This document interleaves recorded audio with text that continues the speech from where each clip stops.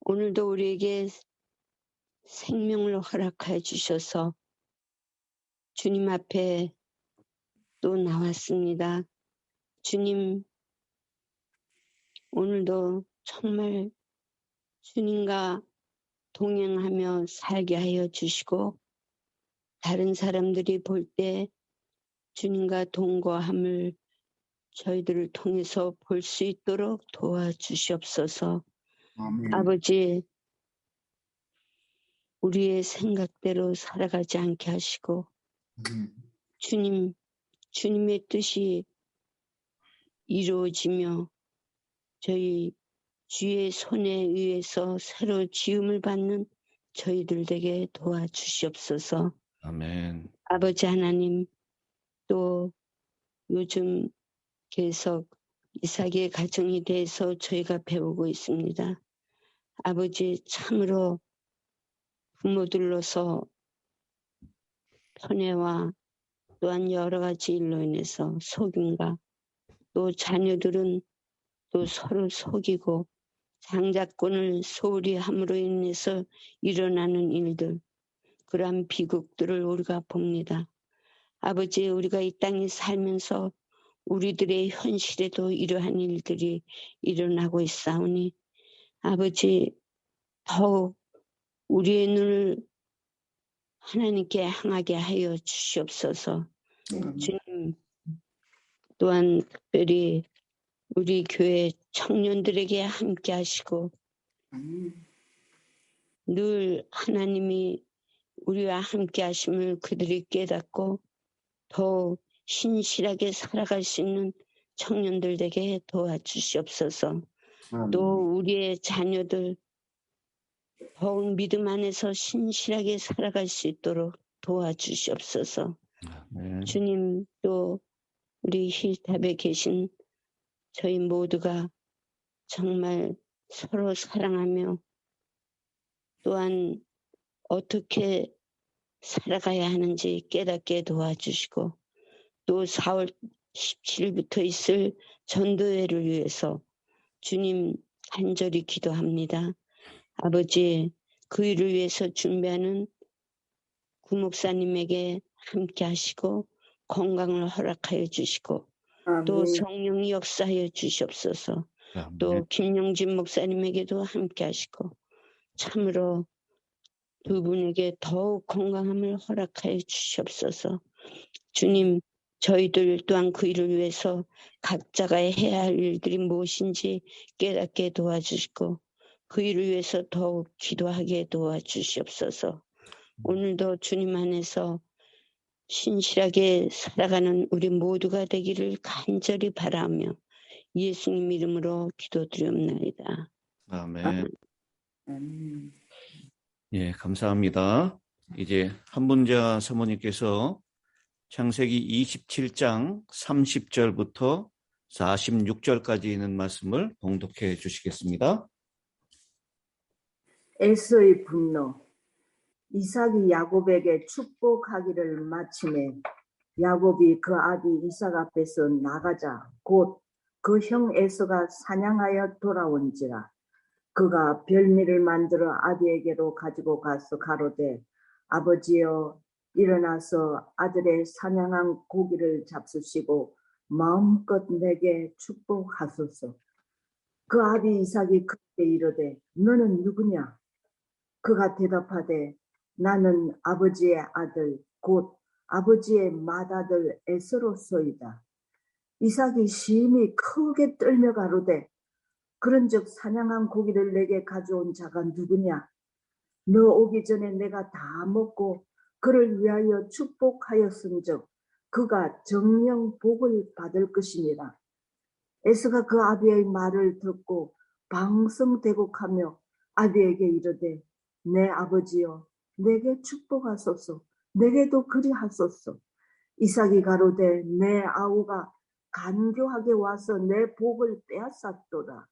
에서가 가로되 그의 이름을 야곱이라 함이 합당치 아니하니까 그가 나를 속임이 이것이 두 번째니이다.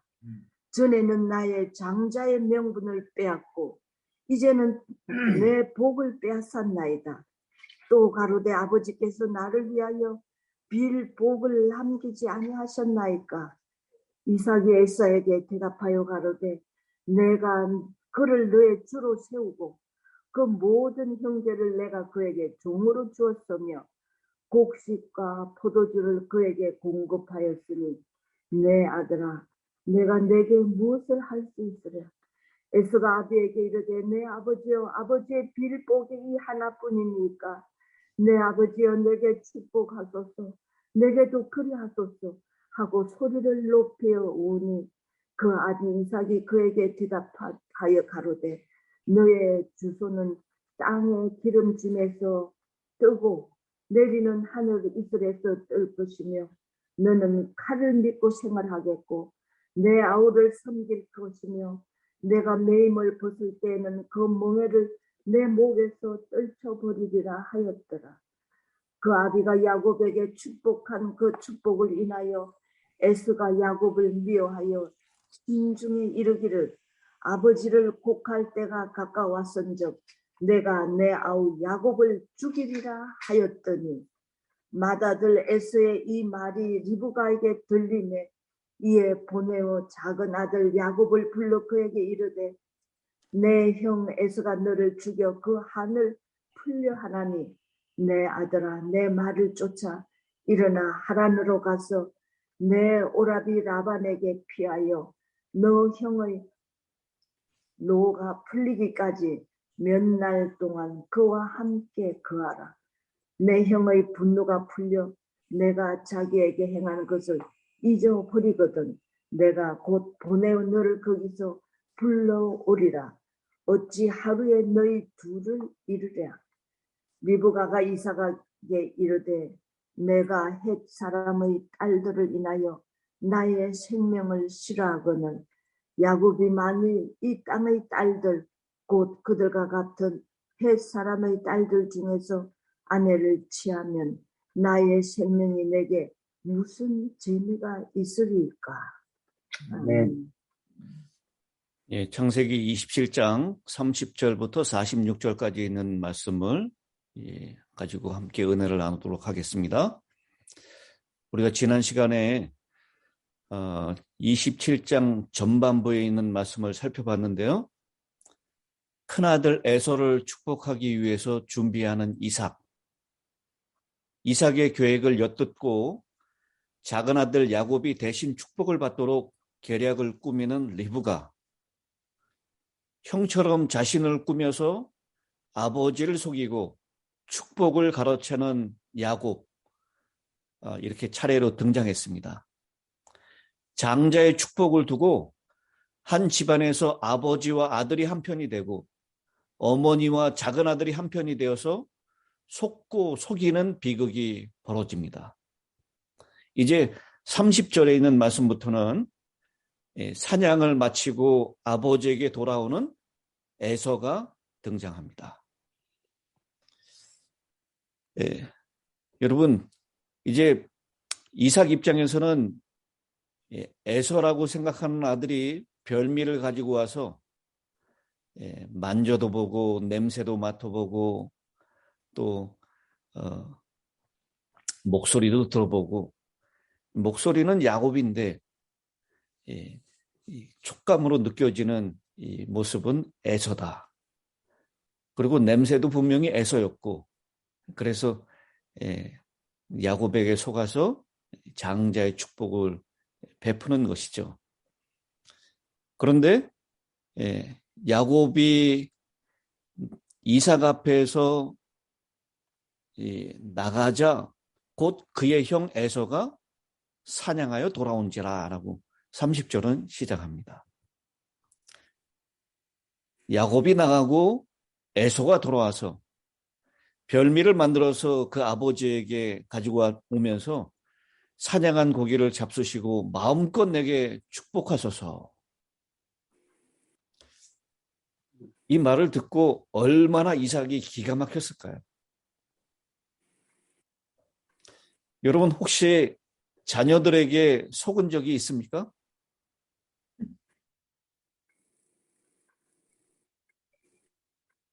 여태까지 사시면서 자녀들에게 속아 보신 적 있으세요?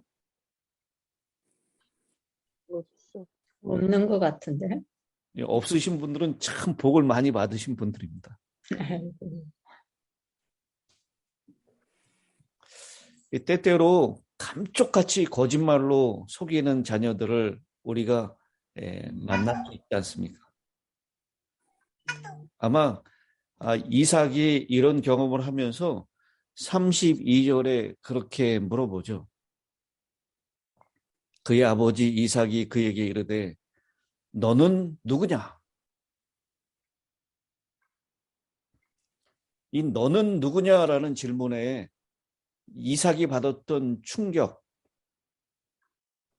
33절에도 얘기하죠.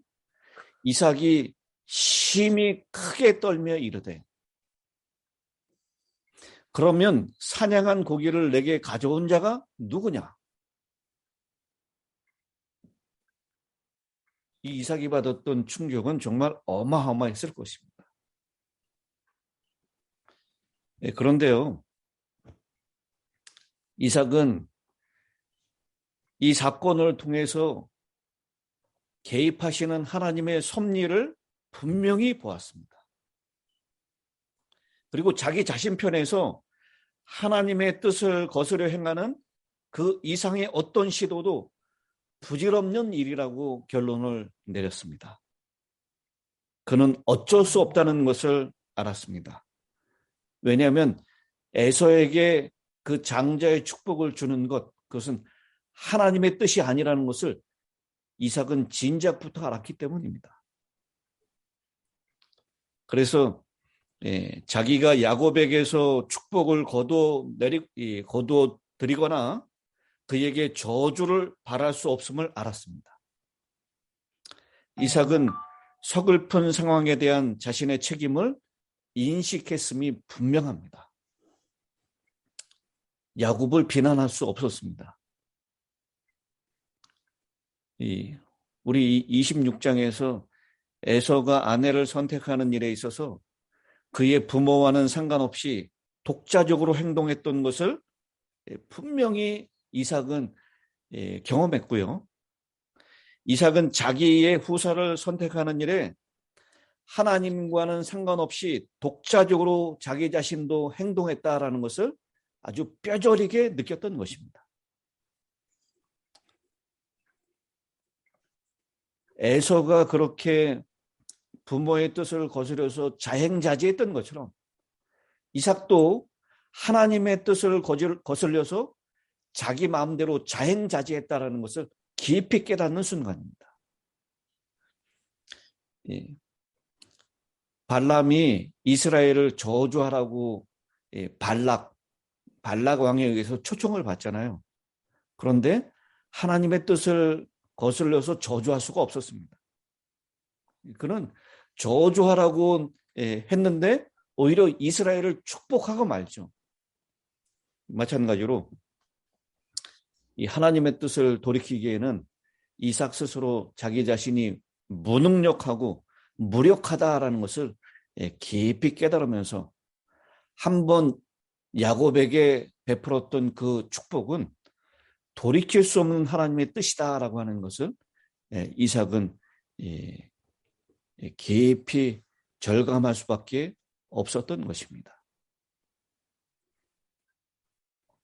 오늘 이 27장 있는 이 말씀들을 통해서 제가 어제에도 말씀을 드렸지만 모두가 다 실수를 하고 있습니까?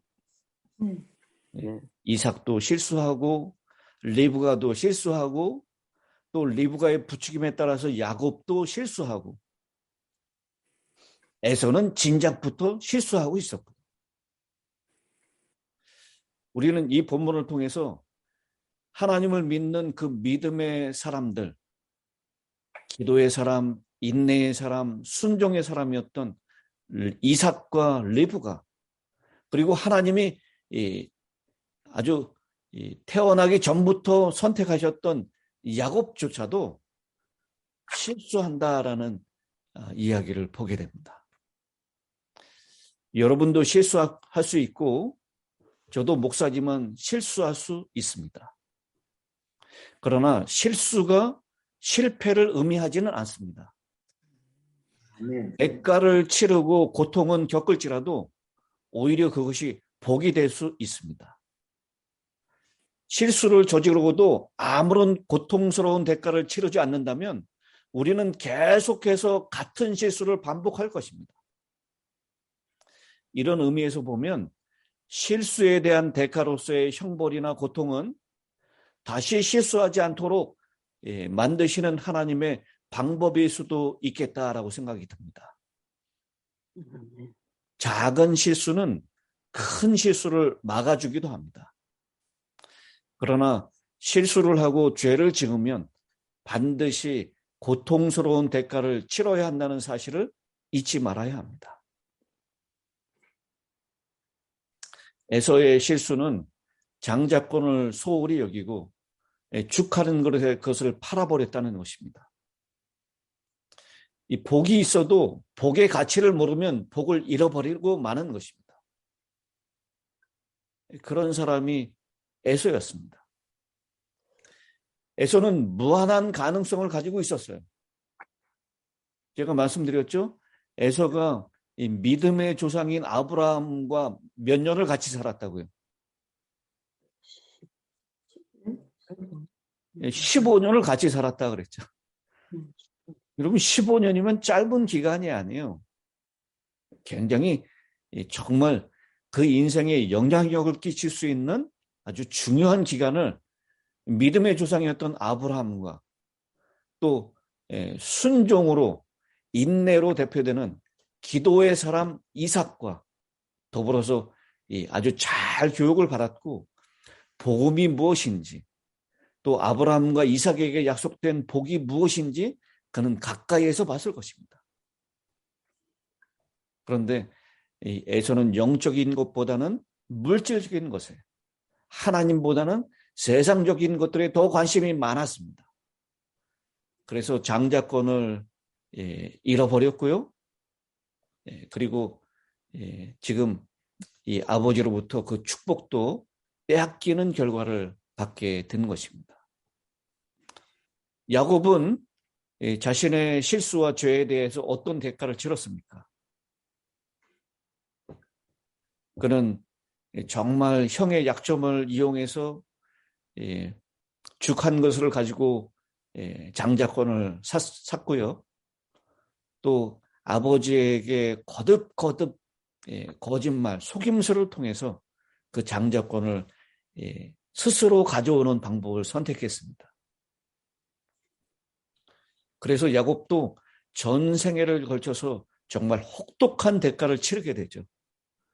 제일 먼저 치르는 대가는 형제 사이가 원수 사이로 바뀐 것입니다. 여러분 41절에 있는 말씀을 한번 보십시오. 그의 아버지가 야곱에게 축복한 그 축복으로 말미암아 에서가 야곱을 미워하여 심중에 이르기를 아버지를 곡할 때가 가까웠은즉 내가 내 아우 야곱을 죽이리라. 에서는 한 배에서 태어난 형제 야곱이 한없이 미웠습니다. 그래서 아버지가 살아계실 때는 그렇게 하지 못하지만 아버지가 죽으면 동생을 죽이겠다라고 결심합니다. 야곱은 모든 것을 다 얻은 줄 알았지만 너무나 소중한 형제 간의 우애를 잃어버린 것입니다. 그것뿐만 아니라 자기가 태어났고 가족들과 친구들이 함께 살고 있는 집과 고향을 떠나야 했습니다. 이 42절에 맏아들 에서의 이 말이 리브가에게 들리매 아마 이 에서가 심중에 이르기를 혼자 말로 중얼중얼 거렸는지 모릅니다. 그런데 그 말을 정말 잘 엿듣는 선수 리브가의 귀에 또 들린 것입니다. 그래서 이 리브가가 작은 아들 야곱을 불러서 그에게 이르되 네 형 에서가 너를 죽여 그 한을 풀려고 한다라고. 그래서 잠시 몇 날 동안 떠나가 있어라 라고 얘기를 했죠. 근데 여러분, 이 야곱의 삶은 그 순간부터 이제 도망자의 삶으로 변합니다. 이 도망자는 참 고달픈 생애를 삽니다. 누가 쫓아오는 사람이 없어도 늘 쫓기는 삶을 사는 것입니다. 도망자의 삶은 피곤하고 고독합니다. 우리의 인생은 어쩌면 끊임없이 하나님으로부터 도망가고 있는 인생이 아닐까요? 그러나 하나님으로부터 도망가면 도망갈수록 죄인의 삶은 비극이 되어갈 뿐입니다. 그 삶은 외롭고 피곤하고 심지어는 죽고 싶을 정도로 아주 처참한 삶이 되는 것입니다. 누군가 오늘날의 우리 사회를 가리켜서 도망가는 사회라고 표현했습니다. 남편과 아내는 서로에게서 도망가고 자식과 부모 또한 서로에게서 도망합니다. 학생은 선생으로부터, 국민은 정부로부터 끊임없이 도망가는 생애를 사는 것입니다. 리브가는 목표와 목적은 잘 잡았고 하나님의 섭리는 잘 예민하게 깨닫고 반응했지만 그것을 이루는 수단과 방법은 거짓말과 사기라는 수단을 사용했기 때문에 그는 잘못된 방법으로 목적을 이루려는 실수를 저질렀습니다. 그래서 그녀에게도 혹독한 대가를 치르게 되는데요. 34절에 보니까 그 며칠 동안, 몇 날 동안 잠시 피해 있어라 라고 했었던 그 이야기가 그 사랑하는 아들 야곱과는 영영 이별하게 되는 그런 혹독한 세월을 보내게 됩니다. 금방 돌아올 줄 알았던 야곱이 그녀의 생애 동안 돌아오지 못하고 영원한 이별이 되었으니 아마도 리브가는 눈물로 세월을 보냈을 것입니다. 그리고 45절에 네 형의 분노가 풀려서 네가 자기에게 행한 것을 잊어버리거든 내가 곧 보내어 너를 거기서 불러오리라. 어찌 하루에 너희 둘을 잃으랴. 여러분, 다른 이의 마음 가운데 못을 박지 마시기 바랍니다. 한을 심지 마시기 바랍니다. 에서의 한은 풀리지 않았습니다. 쉽게 풀릴 줄 알았던 상처였지만 그렇지 않았습니다. 리브가는 내가 어찌 하루에 두 사람을 다 잃어버리겠느냐라는 그 말을 통해서 리브가의 비애를 보여주고 있습니다. 리브가가 이미 에서를 잃어버렸다고 생각하는 것을 보여줍니다. 에서와 리브가 사이는 금이 가고 말았습니다. 그렇기 때문에 리브가는 야곱에게 에서 하나 잃은 것도 마음이 아픈데 어떻게 너까지 둘을 잃겠느냐라고 말을 하고 있습니다. 그러면서 리브가는 또 진실을 말하지 못하고요. 46절에 이삭에게 또 다시 또 속임수를 사용하죠.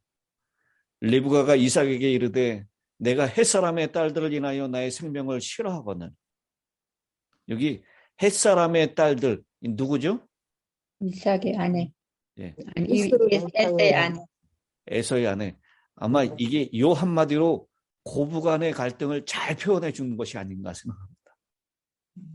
리브가가 며느리들하고 아주 너무너무 고통스러운 관계를 보내고 있는 것입니다. 전혀 영적이지 못하고 하나님 쉽게 받아들이지 못하고 물질적이고 세속적이고 탐욕적인 에서의 두 아내들 때문에 내 생명을 싫어하거나 야곱이 만일 이 땅의 딸들 곧 그들과 같은 햇사람의 딸들 중에서 아내를 취하면 나의 생명이 내게 무슨 재미가 있으리까?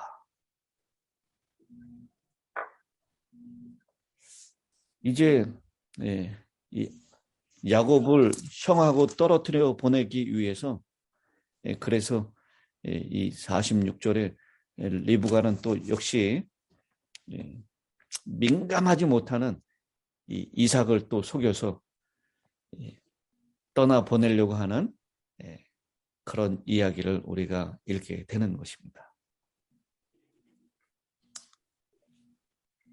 지금 야곱이 떠나는 것은 결혼을 하기 위한 것이 아니라 에서의 칼이 무섭기 때문입니다. 그런데도 리브가는 그렇게 말하지 않습니다. 물론 완전히 틀린 말은 아니지만 우리는 여기에서 우리 인간이 가지고 있는 연약한 이중성을 볼 수가 있는 것입니다. 말만 들어보면 멋있지만 그 속을 파헤쳐 보면 실상은 그렇지 않은 때가 얼마나 많이 있습니까? 우리도 정말 멋있는 말을 하지만 실상을 파헤쳐 보면 거기에 또 다른 속셈이 있고 또 다른 자신의 채우고자 하는 욕심이 있을 때가 얼마나 많습니까?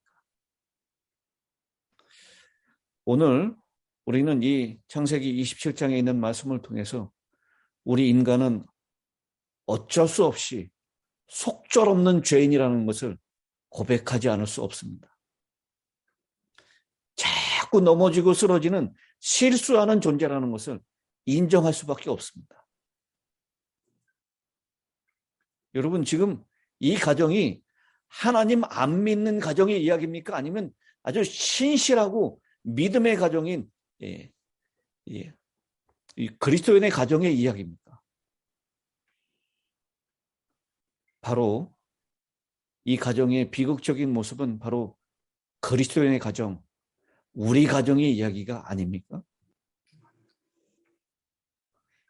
사람은 실수하지만 하나님의 뜻은 그 실수를 통해서도 이루어내신다라는 것입니다.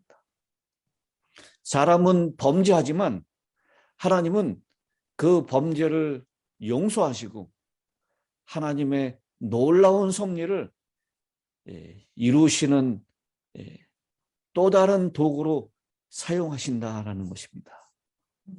이것이 하나님의 은혜가 아니고 무엇이겠습니까? 오늘도 여전히 죄를 저지르고 실수하는 우리를 통해서 하나님의 섭리를 이루시는 놀라운 날이 되시기를 주님의 이름으로 축복합니다. 아멘. 자, 이제 이대찬 장로님 마지막 끝기도를 부탁드리겠습니다. 마이크를 켜주시고요.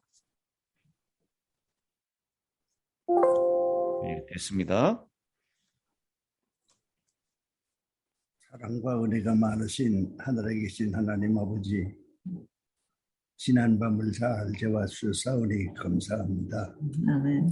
이날 생애를 또 저에게 허락하사오니 저희가 하늘나라의 방법으로 생활하게 도와주시옵시고 오늘 들은 성경 말씀처럼 하늘나라를 세상적인 방법으로 얻으려고 어리석은 생각을 하는 저희들입니다.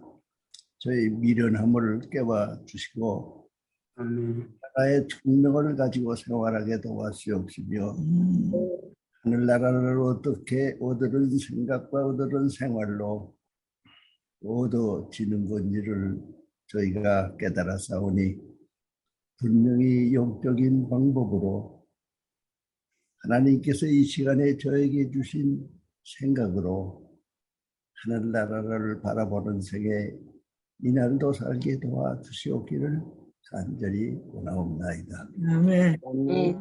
세상은 요란하고 복잡합니다.